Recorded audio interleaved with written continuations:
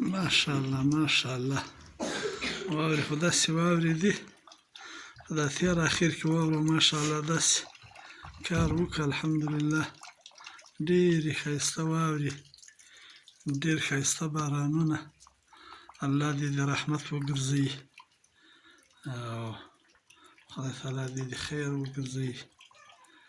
نو ماشاءالله ډېرې ښایسته واورې وسوې او دا تقریبا یعنې د ژمي اخیره ده، د خطبه تقریبا دغه اتمه او لسمه شاوخوا ډېره ښایسته واوره اوري. نو حتمي است راځه یوه ویډیو یې وکړه د دغو خلکو ته چې دا ګرمه علاقه یې هغو ته چې ورولېږلي بیا بدن ورباندې سوړ شي، ځکه د هغو خو هم ګرمي شوي بس نو ګرمي یې ډېره کېږي، زړه یې ګرم وي. نو چې دا د واورې ویډیو وویني انشاءالله بس بدن به یې هم سوړ شي، زړه به یې هم سوړ شي، خوند به هم ورکړي.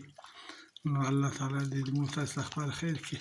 خدای دې وکړي چې په دا ګرمو وطنو باندې هم ښه بارانونه ورېدلي وي او بعضې انډیوالانو خو ویلي چې انشاءالله ښه بارانونه شوي دي په دا هلمند او کندهار دغو منطقو کې هم.